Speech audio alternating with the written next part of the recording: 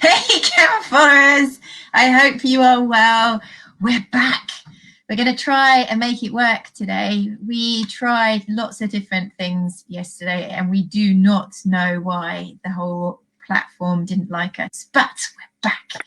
Here is the lovely Dr. David Sommerville, and tonight we're going to try and cover two topics in one evening.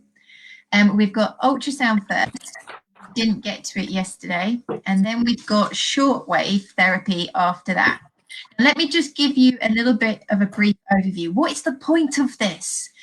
The point is that physios do a lot.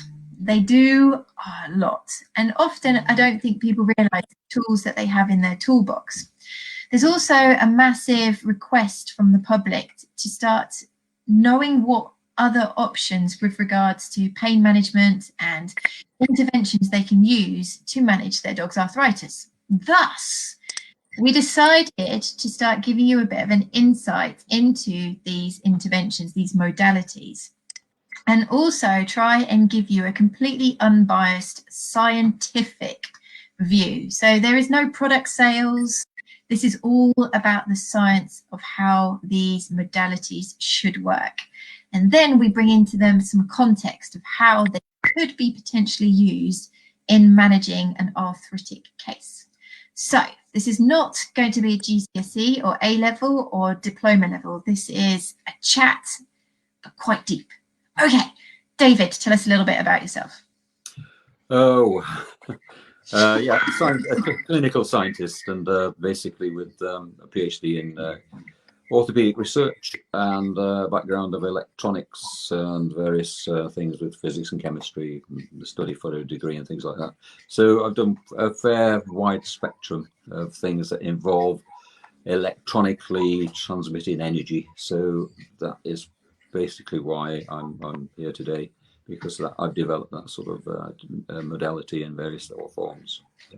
It's just an absolute pleasure talking to you. I can remember I phoned up once and Marjorie said, "I'm sorry, he's a bit busy. He's trying to calculate the volume of the universe currently." So this man's brain is very, very special. We're going to pickle it and keep it forever. So, you might find a walnut in there, I guess. Just a walnut? I don't think so. I have my notes. So let's start off with ultrasound. Okay, it's a modality that a lot of physiotherapists do have. Yes. I would say it's something that I see commonly used in OA management, arthritis management, but it certainly might have a place when you're looking at the global disease. Guys, remember, we're not just talking about joint disease, we're talking about the secondary effects it can have on the rest of the body. So let's start off keeping it simple. What is the difference between the ultrasound that we use for pregnancy scanning and what we're talking about today? One is a continuous pulse, which is the one we're talking about today. The other one is a single pulse at a time given out, which is then used to reflect off various parts of the various interfaces within the body. And the reflections are picked up and converted into a visual image. Yep. Right. So when people go for an ultrasound scan for a diagnostic purpose, which might be musculoskeletal, but liver, kidney, pregnancy, there's no therapeutic effect with that, is there? None whatsoever. None whatsoever. There's no danger with it either. Okay. It uses the same about a 1 microsecond or a third of a microsecond pulse of mechanical energy, which is pulsed into the body, and it's scanned, of course. You hear a noise when you go into these things, and it's giving out a load of pulses, but there's enough time between pulses for reflections to be received back in the electronics and for a image to be created by them. It's crazy. Do you know, I've been reading about this for days. I'm just like going, good God, this is complex. Okay, so therapeutic ultrasound. Let's now let's put it into the context of the human hearing. So a lot of people have no concept of what we mean by ultrasound. Can we talk about human hearing, and we've got subsonic, ultrasonic, etc.? Well, subsonic is the incorrect. That's really talking about speed, a lot less than the speed of sound. It's infrasonic, is the lower part of the sound spectrum that we cannot hear. Okay, it's very, very low. Some people can hear down to 15 pulses, 15 hertz But normally we rate it from about 20 hertz to about 20,000. Only babies can really hear 20,000.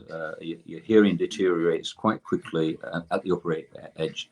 When you get to sort of my age, then you're probably looking to get 10 or 11,000 at the upper limit. So, but anything above what we can hear is ultrasound. Ultra meaning higher than, and it's in that band from 20 kilohertz up to several megahertz that we find the therapy treatment. Yeah, okay. And so this is key words like kilohertz and megahertz. So 20,000 hertz is 20 kilohertz. Yeah. And megahertz is 1,000 hertz. It's a million, yeah. Yes. Million, yeah. I have to do them in blocks of 3 noughts. That's how my brain works. Okay. So ultrasound, we're talking, is way out of the range of the human hearing. Yes. And way beyond it is what we're using for our therapeutic. Well, yeah, the lowest one is about 44 kilohertz on the market today. It's between 40 and 44. 44 seems to be the one that's been patented, I think, by one company. But 40 onwards is basically the lower, and we would call that long wave ultrasound. Okay. Then the therapeutic high energy ultrasound, the higher energy ultrasound, because it's all related to the frequency. The higher the frequency, the higher the energy, is the roughly 800 kilohertz, 800,000 pulses per second, to about 3 million pulses per second. Yeah. And that's mechanical energy there.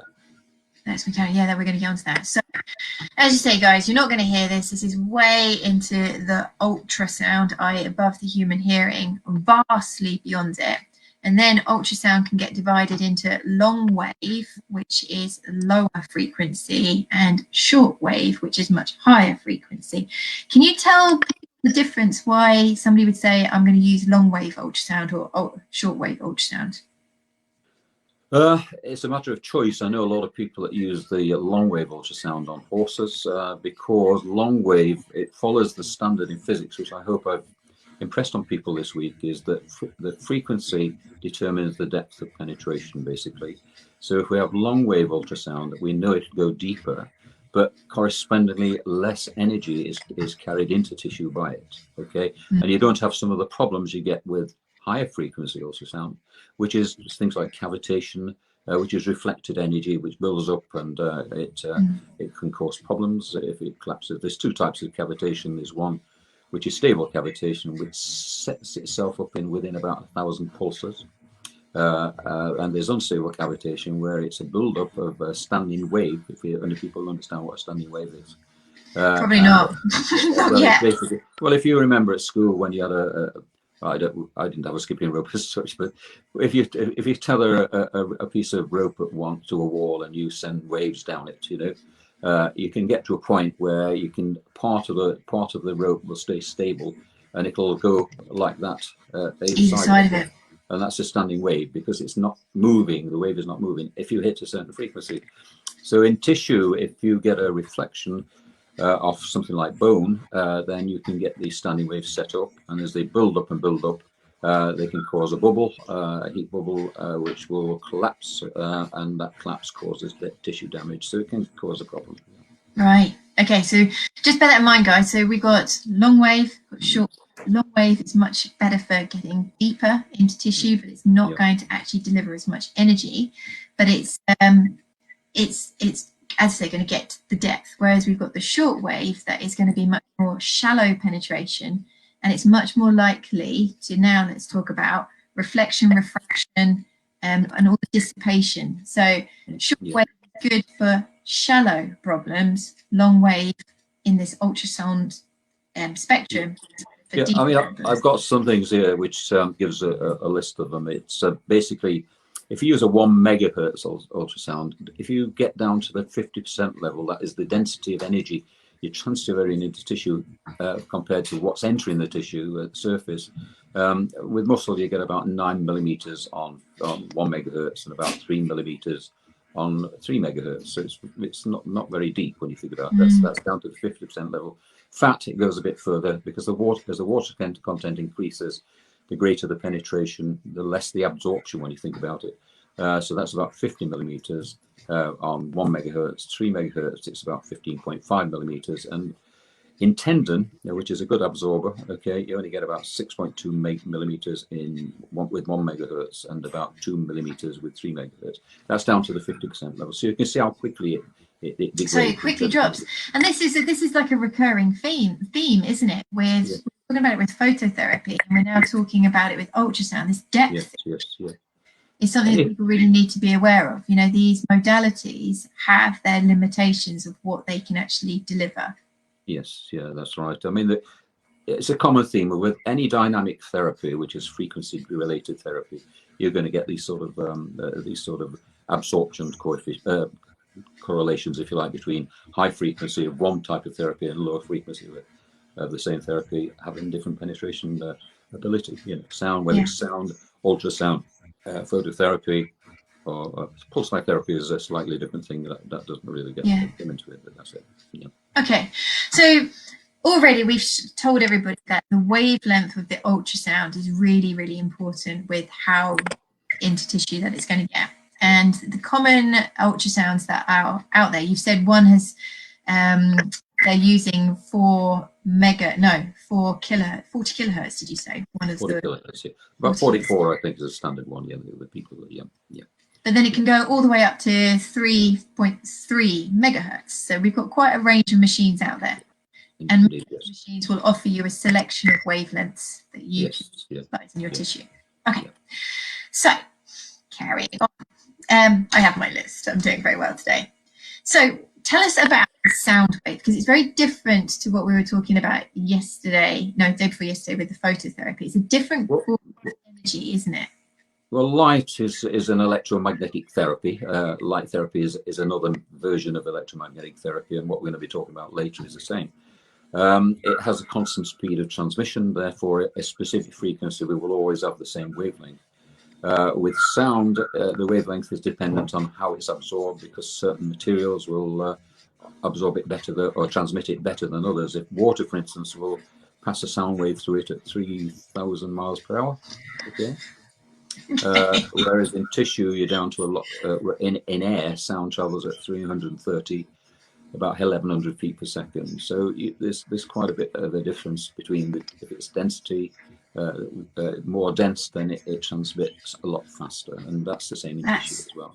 Yeah. So that's something to really remember, guys. So the denser the tissue, the faster the sound wave actually transmits. And now that brings us very quickly onto, that's why this is a therapy that has to be in contact.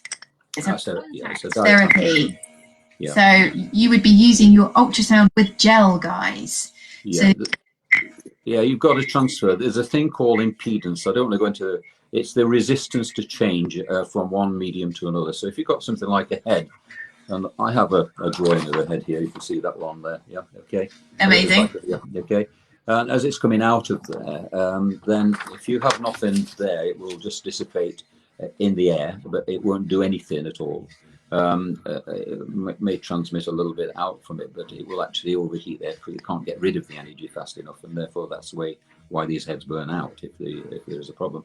But if you put a gel on it, then something like an ultrasound gel, which I know you've got some like that, but if you haven't got ultrasound gel, then anything that's a water-based gel like KY jelly and stuff like that is adequate. You can use that.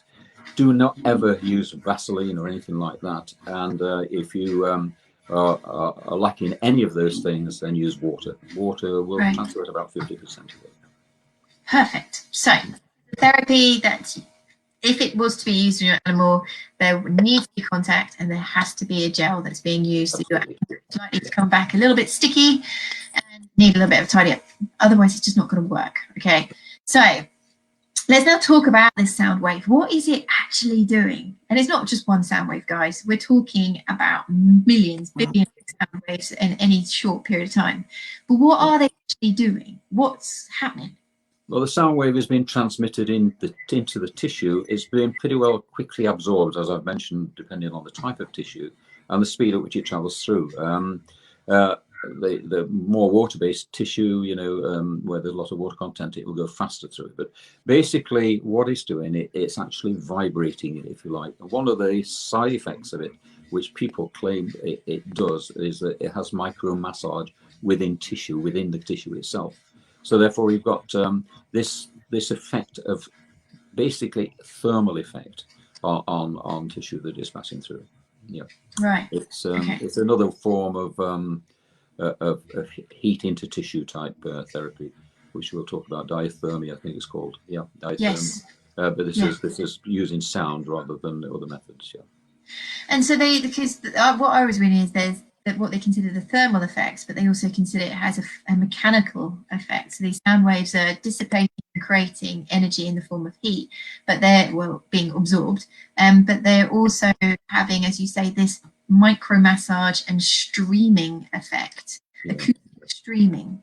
Stream is continuous. It's a continuous waveform, and therefore you stream in a waveform into it, and therefore it's going to carry on. It'll be absorbed by bone to a certain extent. It depends on the lower frequencies is more easily absorbed by bone, but the high frequencies we have, some will be absorbed by bone, and that streaming effect will go through the bone. But some will be returned, some will be reflected, and that's where you get the cavitation problem. So the basic idea of it is that if you have a particular target area that you want to damage muscle, something like that, you want to raise the temperature, then you keep the head moving all the time to avoid cavitation if you're using the very high frequency one, because cavitation can set up in a thousandth of a second.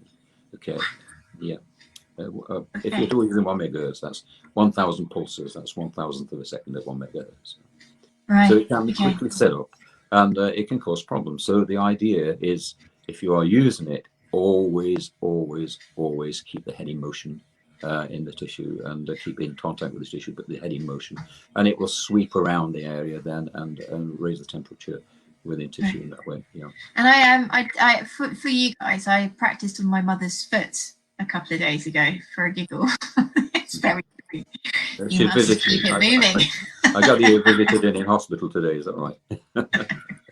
I was flicking between continuous and pulse, and there was the odd stream every now and then, but it's very fascinating. It's having a human experiment. So we know that we've got this energy effect in the tissue. We've got a kinetic turning into thermal energy. We've got the thermal effects and this mechanical effect. We know that the wavelength has a massive influence on the depth, and therefore the amount of energy we can get to the target tissue. Yeah. What about this whole pulsation thing? So what's all that about?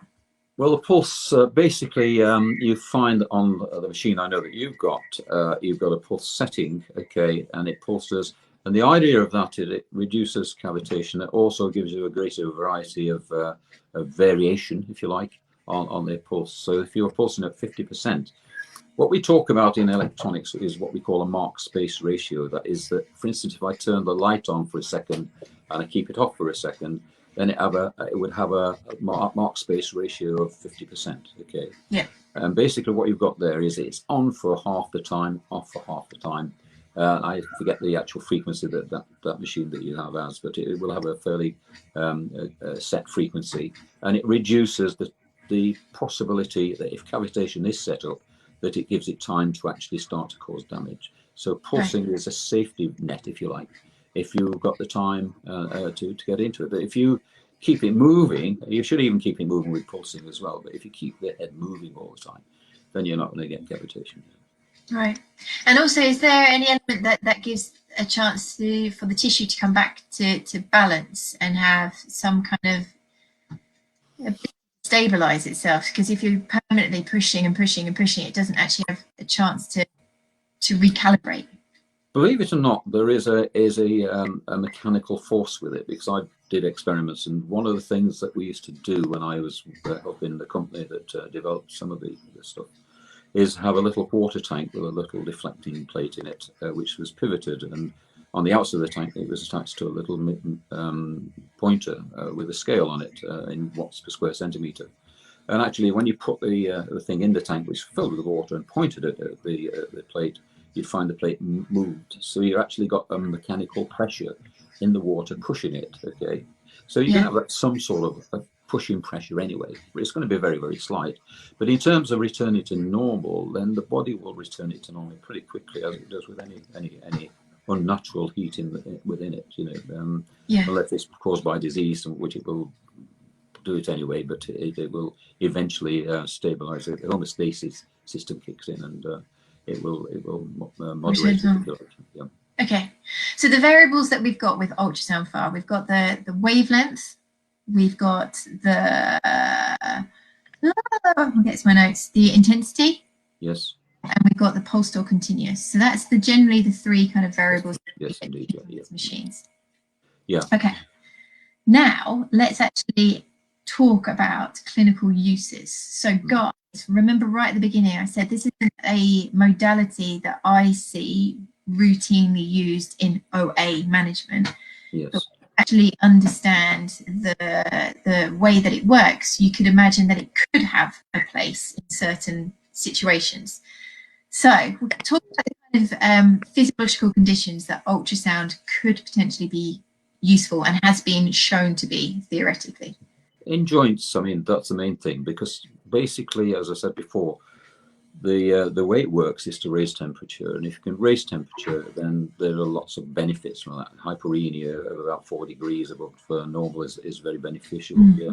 So if we raise temperature, we're going to get the body's response, and the response in most cases will be helping to reduce pain. It'll help to distribute any fluid buildup and what have you, and get rid of it. And therefore, in that respect, when you talk about arthritis, as I said on other nights, that the management, I mean, CAM, the most operative word in CAM is management from CAM, canine arthritis management, because it's not something that's easily cured. And perhaps the only way to cure it is, if it's really bad, is by replacement of the joints, joint replacement.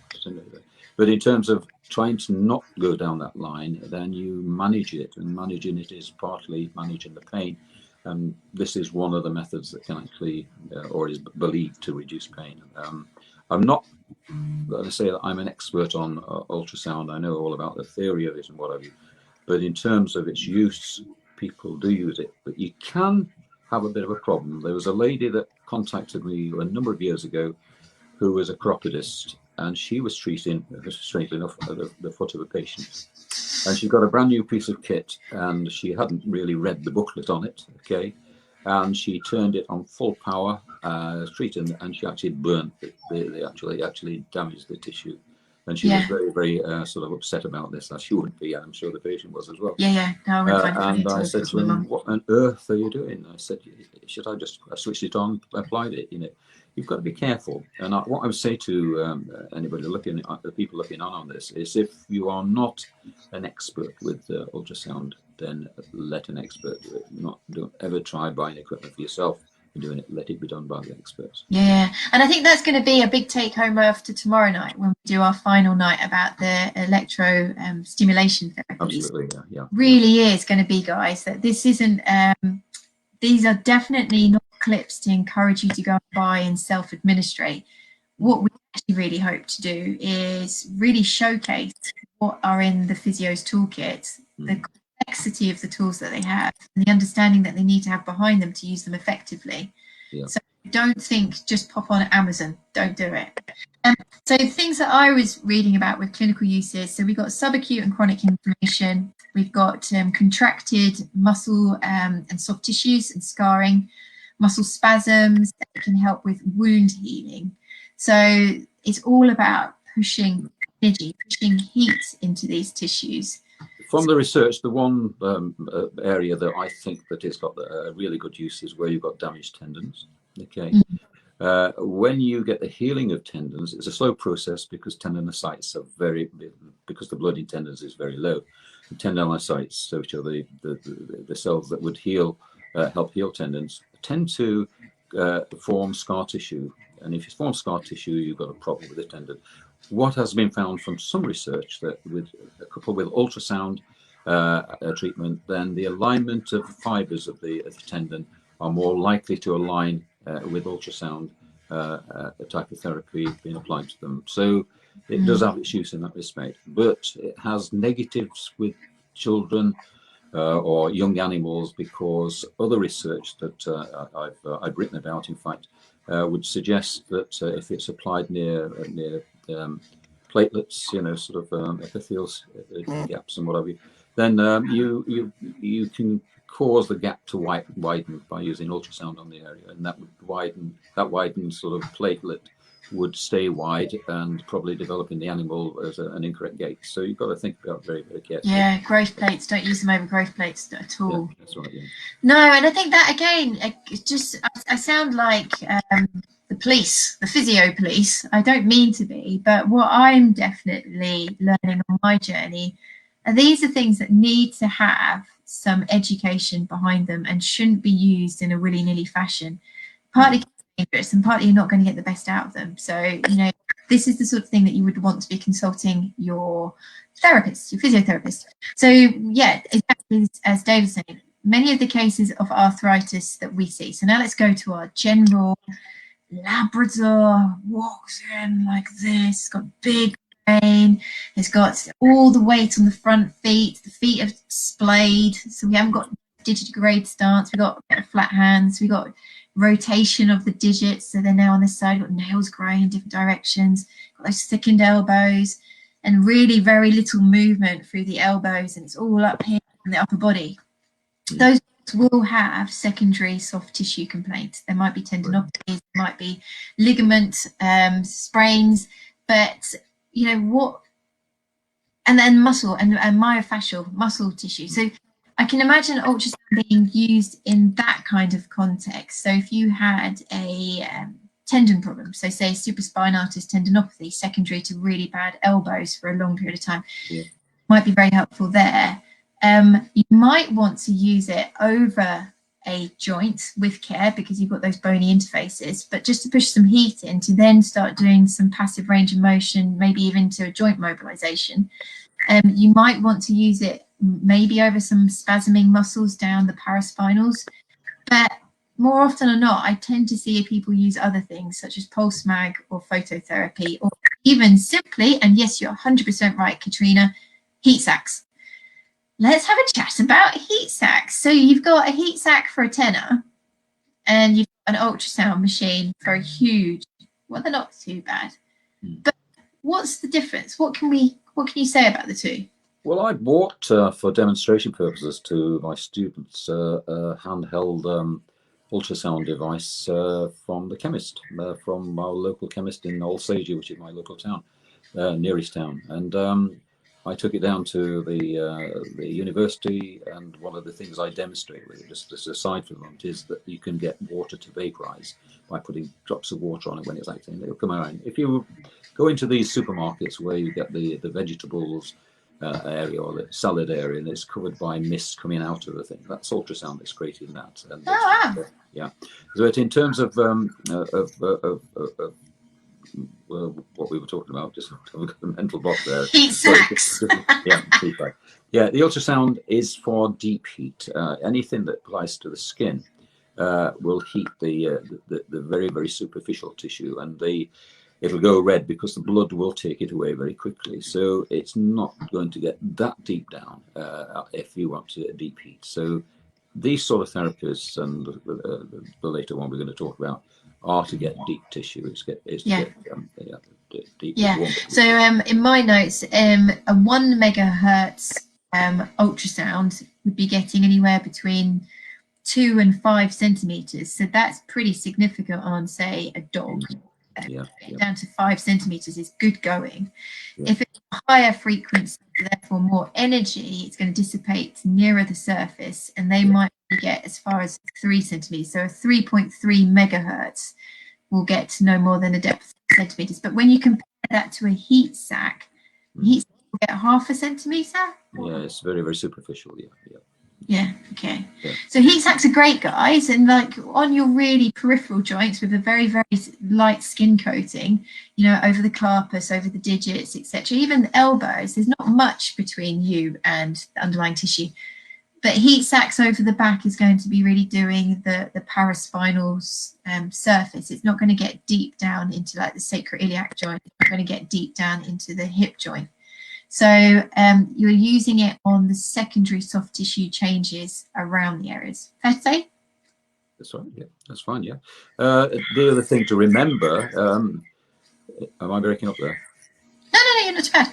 Okay. The other thing to remember is that there are areas you shouldn't treat with it. So if you've got an injury very close to the gonads, for instance, whether it's the testicles on an animal or the or over the ovaries within the animal, then you shouldn't use it because it can cause damage. At the eyes, anywhere near the eyes, of course, you can cause damage within the vitreous humor of the eyes. You can cause that to go slightly opaque and whatever, and all sorts of other things like that. So you've got to be very careful over the basal root ganglia of the spine. There's lots of them up the spine, at the foramens that go into the spine. You've got a lot of nerves there. Keep it away from those because you can cause damage to those as well. And over plates, what was your thought about, you know, if you've got a TPLO plate? If you've got a mature plate, if you've got the plate which is actually mature, then there's no problem with it at all because it becomes... No, a metal plate. Oh, sorry, I beg your pardon. The same as bone, it will reflect. It will reflect, okay. And where you've got metal plates in injuries such as fractures and what have you, then that's likely to be an area that I wouldn't use it on because it's not going to get into the bone. It's going to be reflected by the plate itself. And it's going to create that cavitation, and that it's going to feel like hot, freaking hot, really quickly. It's not necessarily going to turn into instant heat, but it would be a part of the process of forming cavitation. So I think that would be a build-up if you tissue damage. Don't want it. Okay. So now, because we are an evidence-based platform, and everybody that's watching, this is really, really important. And I have, if I'd known how difficult CAM was going to be at the beginning, I don't think I would have started it because it's crazy the amount of info out there. There's so many different modalities. There's so many different pharmacological interventions. There's so many nutraceutical interventions. Oh my God, there's a massive shopping zone of ways to manage arthritis.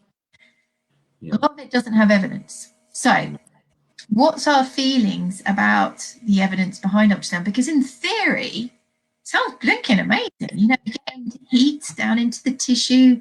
If it uses many side effects, we want heat. Heat is good for healing. It's good for pain control, blood flow. But what's the evidence?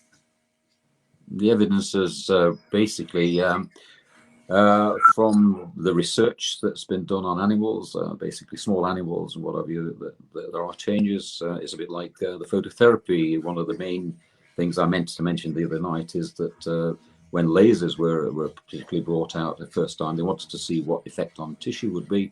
So they shaved some mice and they used a control group and they used a shave group, as it were, and they irradiated the shape group with red laser light. There was no real effect at the intensity that they had that caused detrimental sort of damage to the animals, but they found that the one that was radiated, and this might be interesting to most people, especially with me because I'm losing my hair. I'm surprised you're not phototherapying your head every day. They couldn't understand the rapid regrowth of the hair on the one that was treated. So, you know, it's this sort of evidence, and it goes down back to the evidence about the growth plates that ultrasound's been used on and other things as well. A lot of it is not such a research-based subject. In fact, on a lot of things I've read, they've said that ultrasound is the most unresearched modality that there is as a comparison. So there's nothing I can really quote you on it that apart from. So you can't think of any studies where they've used it on knee arthritis in humans? No, not at all. No systematic reviews. I injured my own knee a few years ago, 3 or 4 years ago, and I did go and see a physio, and he used ultrasound on my knee. I can't honestly say it made any improvement, but it was only on one occasion that he used it. So maybe on a repetitive occasion, on a regular occasion, it might have done a bit of difference. Well, that's another thing to consider. Okay, so we've got all these variables, guys. We've got the variables within the machine itself. So we've got the wavelength, the intensity, the pulse, the time of actual use. Now, how long is it actually being applied to the tissues? But then we've got also the therapist, knowledge base, experience, area that they're choosing to use it, and the frequency that is then also used. So in a chronic issue where you're using ultrasound, you're going to have to be thinking about doing it a fair few times a week to get benefit. Because I read about a study that the temperature in the tissue that you achieve dissipates within 10 minutes back to the standard temperature. I don't know if you can see this. This is my own research graph of the temperature rising tissue at about 2 millimeters into tissue. What I used, in fact, was a pork chop. Go back a little bit. Bring it back a bit. Yeah. Yep. Okay. A very thick pork chop, and I had the variation between 1 and 3 watts per square centimeter, and you can see that the rise in the temperature was quite. It leveled off after a while, because obviously the start temperature was the room temperature, and I let the chop before the experiment rise to room temperature so that it wouldn't be affected by the freezer and things like that beforehand. Yeah. So they all started from more or less a common starting point, and you can see there that the rise was quite substantial in the. And there was that with the 3 megahertz, the top one. No, that's a 1 megahertz one. Oh, that's the 1 megahertz. Yes. No, actual fact, it was an 800 kilohertz one. That's right. Yeah, 800 kilohertz one. Shortwave. Yeah. So how big was this pork chop?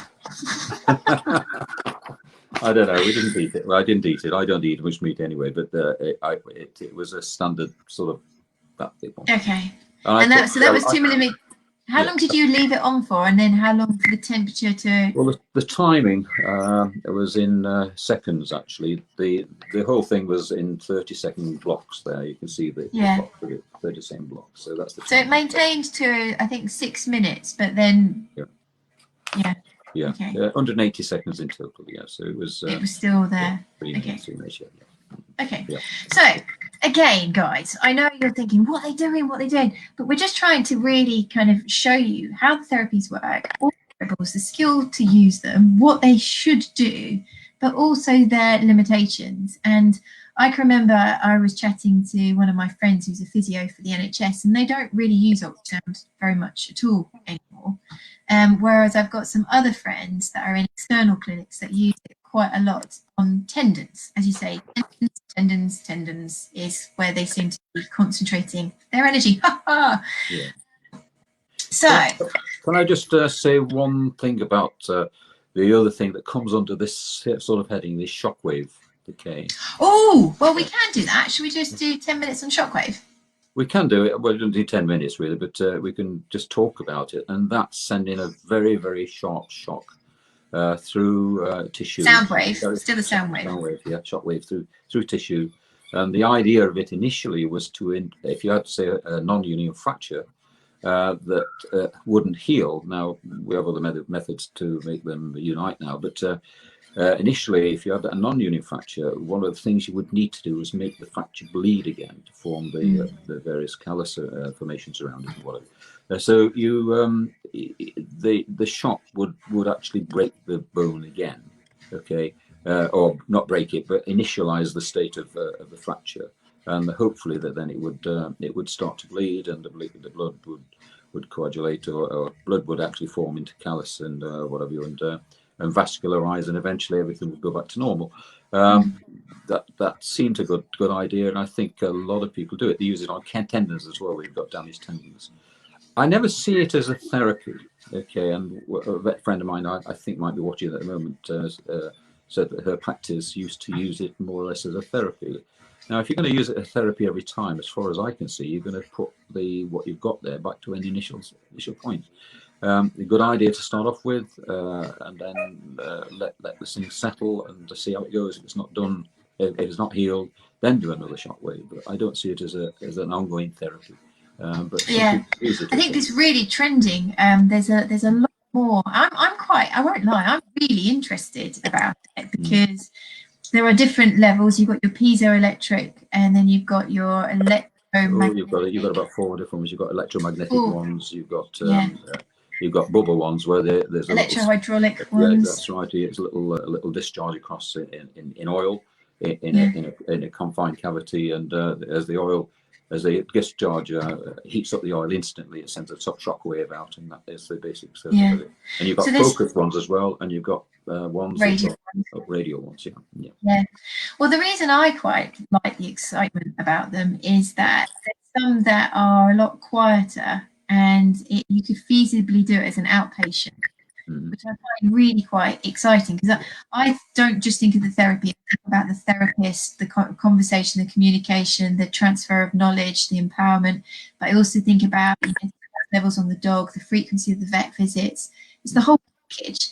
And I quite liked the idea of this shockwave, because you are having a reasonable, regular conversation with Yeah. therapists. So generally they're prescribed in a short course, maybe 2 or 3 occasions. So there's a transfer of knowledge, empowerment, etc. I like the idea of the dog being able to come in and be able to leave the same day, ideally with sedation, but some of them do require sedation. And you know, I haven't heard anything bad about them. But you did say something. The only thing you can get, and possibly with the earlier ones, I don't know, is you can get little stress fractures, almost like little minute little fractures going along. And if you get those, then you've actually added to the problem that you've got to start off with. So if you get not stress fractures, you get minute fractures around the site, which probably you wouldn't have had before.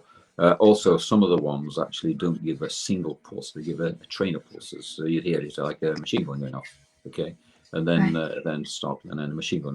Those are electromagnetic ones, I think, which does that. Yeah, I've been using that. Yeah, and therefore you don't really know. But the actual fractures around the site, the minute little fractures that you probably wouldn't normally see, would be there, and that can affect the neurological aspect of it all, because if you fracture a nerve, then you've got some aspect of the healing reduced, because we know that the nerves play a part in the healing process. Right. Okay. Well, I know that there is more evidence coming out about shockwave. There are some studies that people are referring to for supraspinatus tendinopathy. They're also using it in. There's a study going on in Cambridge about using it for elbow OA.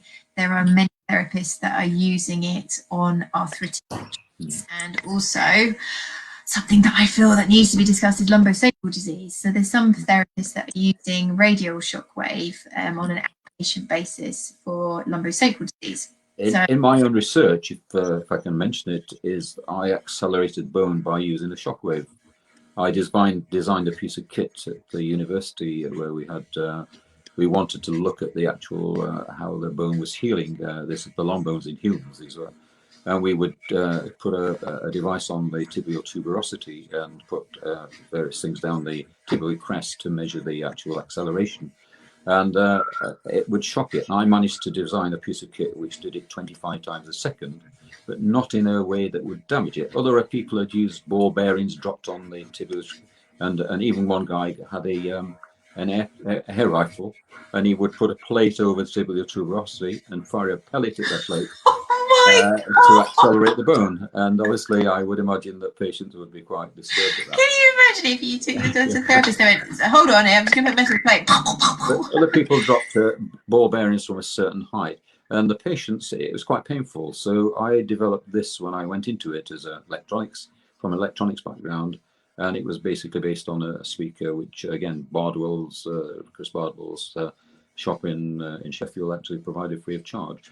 And we got the technicians to develop it, and it used to you drive it with a very high sharp pulse, and it would drive the coil down with and shock the actual tuberosity. But the patient at 25 times a second would not feel it, and there was no pain involved. And you could then freeze a picture as the shockwave carried down the bone, and you could actually look at the characteristics before and after a fracture to tell whether it's going to be a non-union fracture or whether it's actually been developing callus at the early stage. Is there anything that you haven't done? Sorry?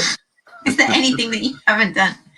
Anyway, so carrying about shockwave, I think shockwave's really quite interesting, and I think that it's becoming more readily available. I think there are some practices that are beginning to stock the electromagnetic ones, which are a bit noisy and more energy behind them. They've got more intensity, so the dogs need to be sedated. And then there are practitioners that are stocking radial shockwaves, which are less intense and less loud, and they're able to do them as outpatient basis. There is evidence coming out regarding their use, which is quite exciting. And it's another form of sound therapy. So we've gone from ultrasound into shockwave. Ultrasound, I find it hard to believe that there isn't more evidence behind it when the theory sounds so good. I find that really... Well, I gather you're going to do a PhD. Perhaps you can include it. I do one of that. I've got about 20 subjects now. Okay. Now, let's jump into a variation which sounds like a sound wave therapy, but it's not. And this is drives you crazy. It's not used a huge amount in vet medicine, I don't believe, but pulsed shortwave therapy should have been tagged onto the pulsed electromagnetic field therapy live that we did on Monday, but we've kept it separate. But it gets really confusing, doesn't it? So pulsed shortwave therapy, please explain. Well, when we're talking about shortwave in this context, we're talking about radio waves, okay? Shortwave radio, you've probably heard of that, okay? It's something at a lower frequency end of radio. And what the developers of these things, I think the thing called the CC loop is one of them.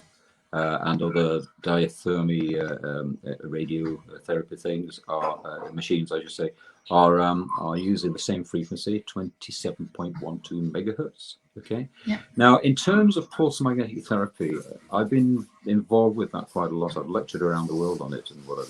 But it's not something that I would have actually called this sort of therapy. This is radiation therapy, because it's radiating electromagnetic energy, whereas pulse magnetic therapy pulses in and out. So as pulse magnetic therapy expands from the coils, it goes through the tissue, it follows what we call Faraday's law, it induces charges in the tissue, and as it collapses, it induces charges in the opposite direction. So you've got a push-pull effect on tissue in terms of the charges, which is very therapeutic. Now this one actually radiates into tissue and disperses that radiated energy within tissue to form heat. So it comes from an antenna, because I actually had to phone David today and go, I'm getting so. Yeah, it's an antenna they use. They use an antenna in the form of sort of a coil system, and they radiate it into tissue. It's again, people. I don't think people buy it. Very few people buy it themselves. I think the CC loop people can buy, and they put it around the neck. Again, SkepVet. I read SkepVet. They don't like it. Okay. They don't like the various types of this sort of thermal therapy, if you like.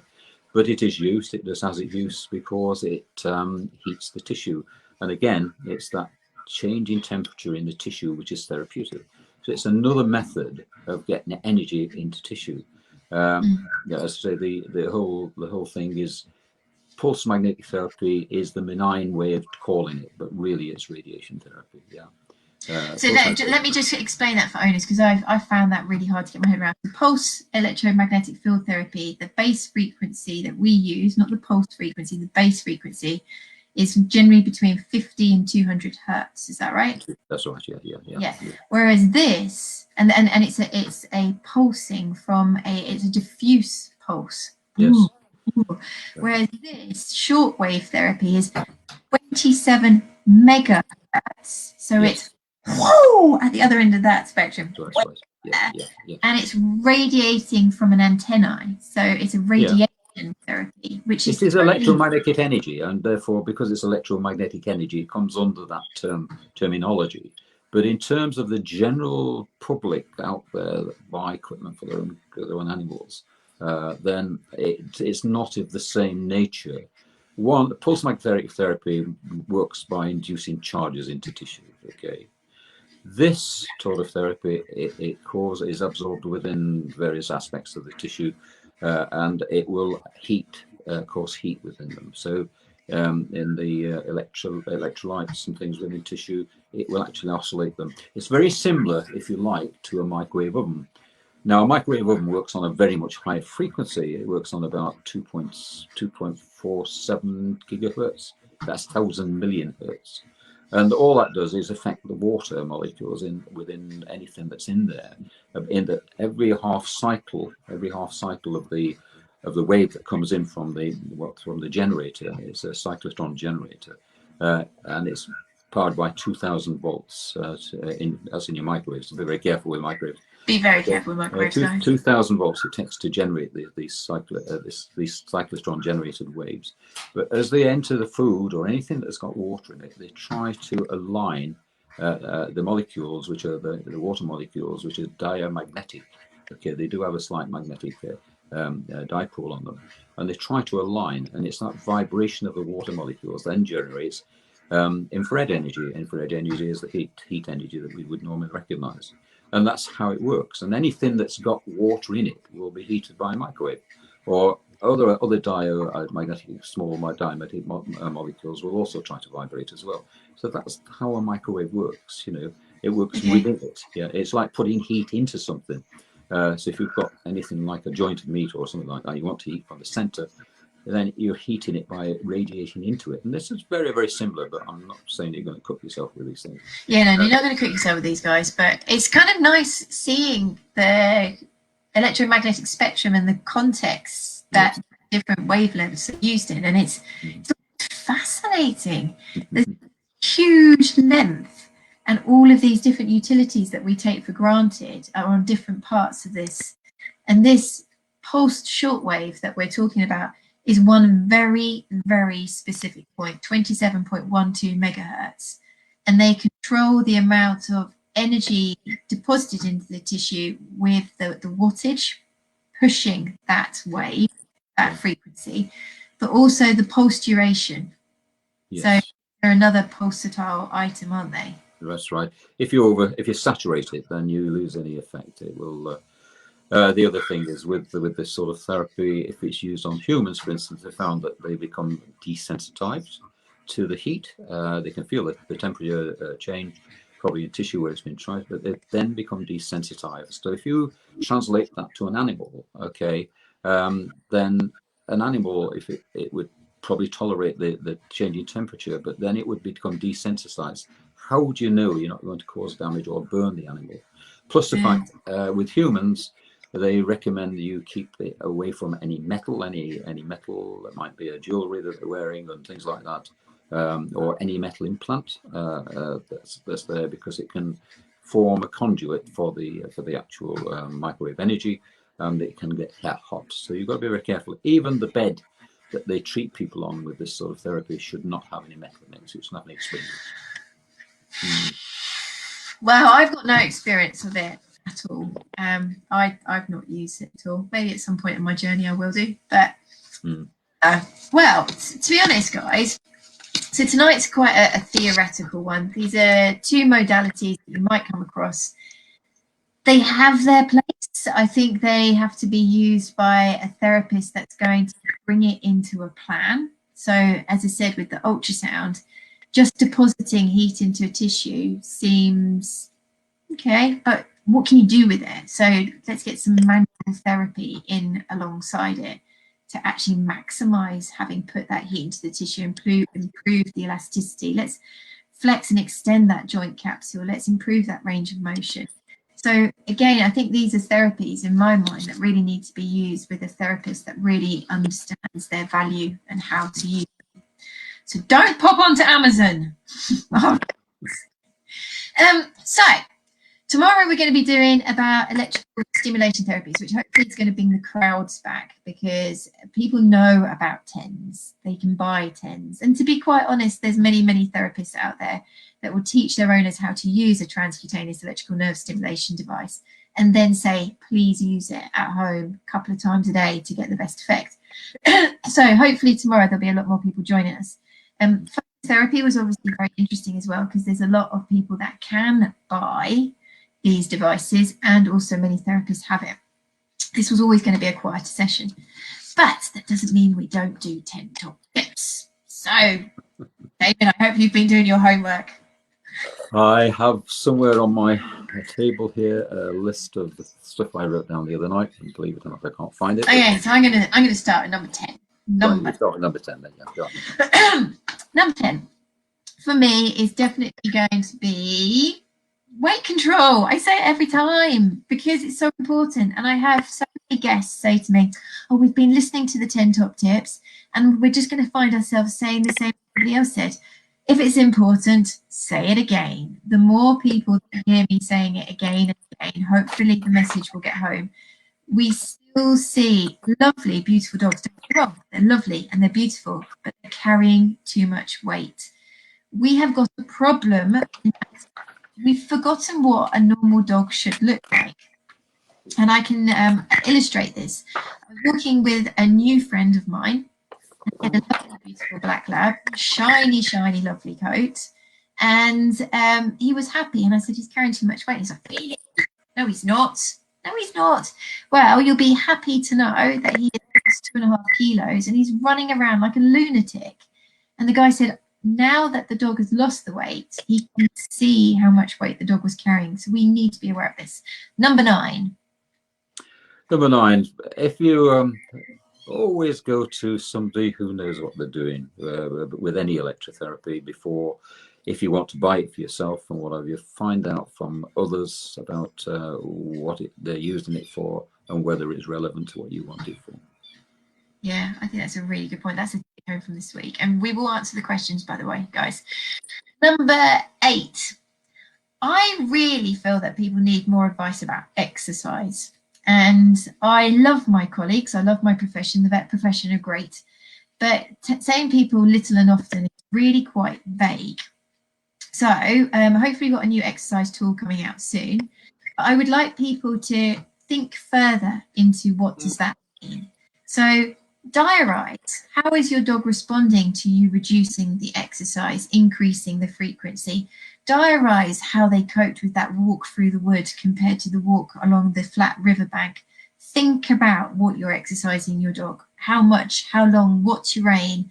Did you have to go by car to get there? And look at what the effects are. And the reason this is important, I'll illustrate it perfectly for you. Countless times when I've given people exercise advice as part of my home service, they've gobsmacked at how much better their dog has got by doing less. And they felt almost a bit kind of uncomfortable reducing the amount of exercise because that was their bonds, that was their relationship, that was their routine. But when they had the confidence to reduce the quantity, they saw a dramatic improvement. So think about exercise. Number 7. You can just carrying on with that theme, use a lot of the electrotherapies we've discussed this week so far as pre-exercise and post-exercise. For instance, you can use pulse therapy for vascular dilation post-exercise to get rid of any lactate, okay, and turn it into lactic acid, of course. And you can use it as a pre-one to increase blood flow to the areas, what have you, particularly if it's a competition animal. But I wouldn't do it on the day of it because it might relax the animal too much. yeah, don't want that. Let's stay with exercise again, okay? So we're empowering the exercise crew here with Luna. So Luna's only 2, and as far as I know, she doesn't have any major problems, which is good. However, I am experimenting on myself, and on my walk, I now have locations where I do different exercises with her. And it might be that that tree reminds you to do 5 sit-stands, and then you walk on, and then that bench reminds you to do a few, put your legs up and do some hip flexor stretches. And that next bit of the walk is where you do some lays to stand. Now, if I can do it, and I am an absolute flutterbrain who is always distracted, always thinking about what else she should be doing, you guys can do it too. So on your short and often exercises, exercise routes, think about incorporating some targeted activities to try and maintain and improve muscle function. I can do it, you can do it. Number 6. Oh, you're putting me on the spot here tonight because I can't find my list, so I'm doing it off the cuff here. Yeah, okay. What I would then suggest, if we're carrying on with the exercise idea, is that if there is a particular problem that you encounter with an animal on exercise, stop the exercise. If it can be treated with electrotherapies, then consult somebody about it or consult your vet. But never ever think that you can go back home and use an electrotherapy on it. If you've got one, then it will cure the problem. Ooh, okay. Off the cuff. That's a good one. Number 5 for me, contentious. It's always contentious. Reconsider your ball throwing. Now, the other day I was walking Luna and I had an abnormally shaped ball and I was using it as part of our plan. She had warmed up. She was nice and stretchy and bendy, and we used it for a set period of time, and I didn't lob it as far as I could. It was more about throwing it in deep grass and throwing it into the bushes and letting it bounce to build her agility, build her function, build her kind of concentration, dynamic movement. And I was worried that somebody like Jeremy Beadle would pop out the bush and said, "You don't have balls." And I was like, no, it's about context of using them. What we tend to see with owners now is just throw the ball, throw the ball, throw the ball, throw the ball. And that isn't an appropriate use. So think about what you're doing with the ball throwing. It's not a complete ban. It's just keep it in moderation. Think about what you're asking your dog's compromised body to do. Number 5. Well, in terms of that one, my own dog, my previous dog, Ben, who a lot of people knew from the veterinary school and where he was there every time I was there, and he's on all the photographs and whatever. He died in February of this year of various problems. He did have arthritis, but the turning point on it was when we took him to Wales. I'm fascinated by Roman history. And I went to the Caerleon fort and things like that. And there's a lady throwing a ball with with one of these throw sticks. You know, one of these you can extend the distance you can throw it. And Ben, who was then 13, decided that he would like to go and chase it with the other dog. And at the age of 13, when he came back, he was crippled, and he never recovered from it. He would never recovered from it. So be aware of the age of the dog if you're going to do it. But I mean, this isn't electrotherapy, but it would come into the therapy aspect of it if you did do that. So be very wary that dogs are age dependent on their health. You know. Yeah. I think owners really need to understand, like all of us, you know, quite often the brain still wants to, but the body says no. That illustrates that every single day currently. Yeah, absolutely. Yeah. Right, number 4, a very simple one. It's really, really easy, is nail care. I've got a real bee in my bonnet about nails now. I understand a lot more about how it can really affect a dog's posture and their comfort levels. So do your best to keep your dog's nails under control. A lot of people say, well, no, he's got long claws and they'll always be long. No, that's not true. Actually, if you keep the nails short, the quick will recede, and you can cut the nail back a little bit shorter, recede a little bit back shorter. So we do want these nails nice and trim, because otherwise they will cause the dog to rock back and create uncomfortable posture as well as other things. Number 3. Right. In terms of the healing rate, okay, we always think that age would slow down healing. The body heals pretty well the same speed throughout its life. For instance, I was in clinic with an orthopaedic surgeon who was my tutor at the Hope Hospital in Manchester. Oh, it's now called the Royal Salford Royal. And it was in the clinical sciences side of it, and we were in a fracture clinic, and we had a patient who was 92 with a fractured tibia. Okay. The surgeon said to me, feel this now. Now, I got hold of the two halves of the fibula, and he said, you can actually mobilize it, okay? And it's obviously a very, very full fracture there. And we had the lady back in 2 weeks later, and the same surgeon tutor said, right, let's see how this is fixed. And in 2 weeks, the callus had formed a very stiff resistance, and it would be the same whether it was a 92-year-old or any other. So when you're looking to heal, not to heal, for the body to heal itself or assist the body to heal itself, don't think it's going to become less effective as the animal gets older, because it's not. It's the standard healing rate. Other things can affect it, disease and things like that, and the rate of healing. Yeah, but generally speaking, if the dog is healthy, then don't write him off because of age, because yes, we don't want to write off any of these dogs. Yeah. Number 2 from me. Cam started in honesty because I was doing the mobile service and I was going to people's homes, and I couldn't believe the obstacles that they were expecting their dog compromised with motor deficits, proprioceptive deficits, ability to balance, strength, stamina, function. They were all shot, and they were trying to negotiate tiled floors, step over the hoover, clear the children's shoes, walk across the Lego crusted, living room floor. All of these obstacles were making those dogs struggle and balance and slip and fall and land badly. And the dog would never groan, it would never whine, it never yelp, but the damage was being done. If I was to hit the deck on my left hip 3 times this evening, I will feel it tomorrow. There is no way that we can deny that. So look at your home environment, because make sure those pathways are safe. Don't create further injuries that don't need to happen. Number one.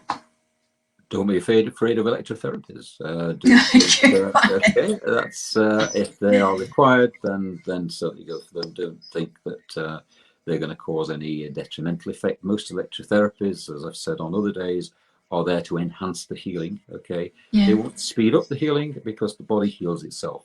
Okay, anything you do to the body, whether it's a surgery or anything like that, requires the body to heal itself. But these things can help, and they can help in a big way. To optimize that healing process. So if there is other conditions around, or there are other conditions around that might be slowing down the natural processes, then these can help overcome that. So don't be scared to ask for. Don't be scared of them, but use appropriate support. Now we've got Carol Armstrong, who's back again because she tried this last night, and I'm so sorry, Carol, that it all went wrong. And this was from Monday. There was a question about whether an LED with 330 milliwatts at a 633 nanometer red light with an 850 nanometer infrared would be able to help dogs' muscles. Well, the 633 nanometer is spot on, okay, because that's one of the research frequencies that provides the effects such as cyclooxygenase reactions, producing nitrous oxide, which vasodilates and what have you. So within muscle, within the depth of penetration you get, which is fairly superficial still, then yes, it would be an aid. The other one is 880 nanometers, I think it was. Yeah. The energy it will be dispersed, but will be quite concentrated in that area. But if we go to the other one, 880 nanometers, it's not going to go that much deeper, and it's less in terms of its energy density. It's by proportion to 880 to 633. It goes down as the frequency goes up. As the wavelength goes up, the energy density goes down. So it depends on what you want to treat, but both of them are of their place, and they will all provide some effect, which will be bioelectric effect or biochemical effect at that sort of range. So it depends on what the condition you're treating is. And what about the wattage? Is that because this is what gets me about the handheld devices, and I'm going to be outrageous. If it's that simple, you know, every vet's in the country would be stocking a handheld LED device. We'd be selling them like hotcakes. But Well, the thing is that the energy levels are ideal for the start, but as said to the report by Turton and Hode, I think his name, the researchers found that if you double the energy level, then you'd increase the depth of penetration by about 5%, I suppose. You double it again, you'll increase that level, which is another half again by a little. So it levels off. So you can only increase it so much in terms of energy, in terms of distribution. But what you're doing, you're distributing it in the area which is very, sort of superficial, and that's probably having other things like cascade effects. So the greater the power, possibly the greater the cascade effect, which might be going a bit further down. Plus the fact if you pulse in all these things, pulsing is always the best. Okay, pulsing is best. It doesn't say when it pulses, but would you say that 330 milliwatts is actually going to be of any value? 330 milliwatts is a lot. Remember, we said yesterday that class 4 starts at 500 milliwatts, so it's well into the class 3B. Okay, right. And 3B is high power. And if it's pulsed and whatever, it would be very effective. And I would say yes, no problem there with that at all. That's not a problem one.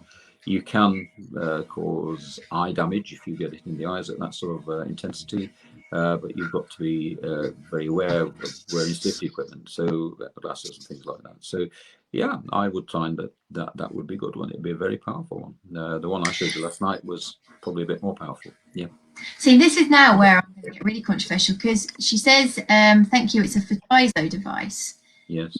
You looked at them, but that the light that was being emitted from the cluster was actually quite It could be just the camera that took it. Okay. If we use white light, for instance, then we are using all the frequencies at once. And basically, we don't use white light, generally speaking, white light phototherapy, because you want to concentrate on one frequency. And basically, you've got white light. White light is basically light noise. Okay. It's like the hiss you hear out of the speakers and things like that. If you've got a mistuned channel or something like that. You've got all frequencies there, and therefore the energy levels that you've got are a mixture of all those frequencies, and therefore to have a specific frequency for a specific purpose, like the blue, for instance, or the red to cause this nitrous oxide production and things like that, oxide production, is not going to be that effective. I do think that was white. I think it was purely white that we saw. Because of its intensity, and perhaps the actual camera displayed it as white because it was just simply too bright for the camera. Well, you can only go by the packet thing, can't you? So if it says 330 milliwatts, and it had 633 and 850 nanometer wavelengths, then you would expect that it would have a surface to superficial. The other thing you've got to remember is that the rated milliwatts is not necessarily the radiance of the device.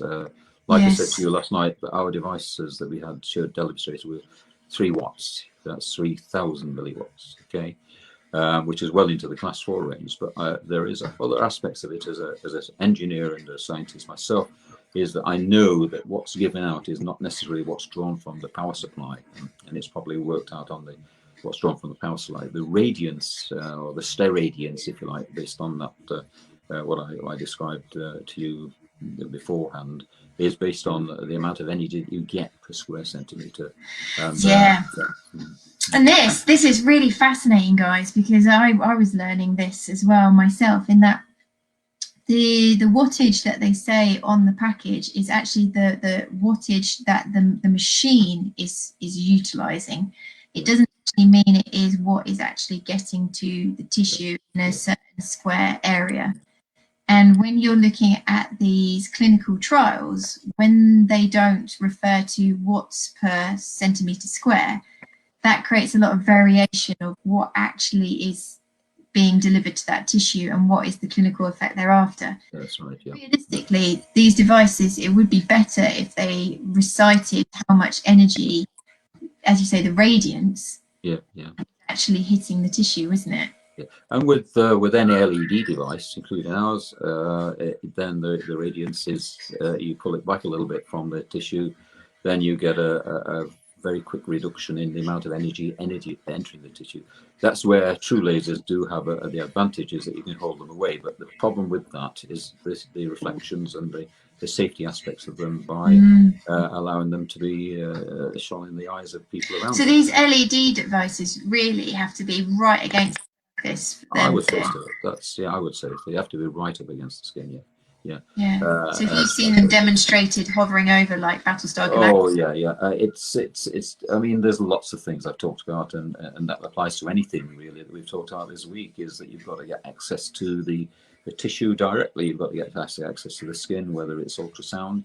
The gel helps an awful lot because it forms an interface from the head through the hair, provided there's plenty on the hair, down to the skin. So it will actually be quite useful on hairy animals. But in terms of phototherapy, you've got to get down to the skin to be able to make it work properly, and to enter those amounts of energy that you need for, which is about 3 watts per square. 3 joules per square centimetre, or something like that. Well, there's a lot of talk about this. People are talking about delivering a lot more than that now, but I think it was ideally pushing for about 3 joules per centimetre square for it to have a clinical That's what effect. Baxter's actually, David Baxter, who was really, I regard him as the father of phototherapy, in as much that he is the one that pushed it for physiotherapy.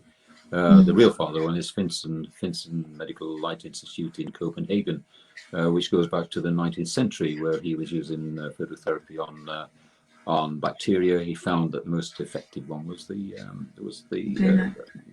very, very high frequency one, which is Goodness me, it's getting late at night. It is getting late. We've got one more question for you. Yeah. Okay, it's a biggie. It's a biggie one. Yeah. Go for it. Question. What?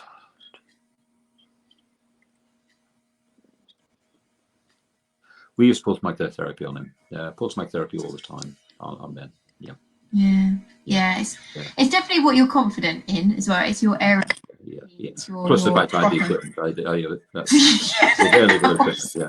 It did have a good effect on him. He used to get quite a bit of relief of pain and things like that. So, but I would say that, wouldn't I? Because you would. We quite like you, David. Right, so we're going to be back tomorrow, and we're going to be talking about electrical stimulation therapy. And again, this is a very applicable one. This is something that guys can incorporate into their treatment plan with physiotherapy guidance. So please do come back and join us. I'd like to say thank you to David. It's been a long one, and we will see you tomorrow at 7 p.m. Till then. Right. I'm booking a holiday after this week. See you later. Cheers then. Bye-bye. Bye-bye.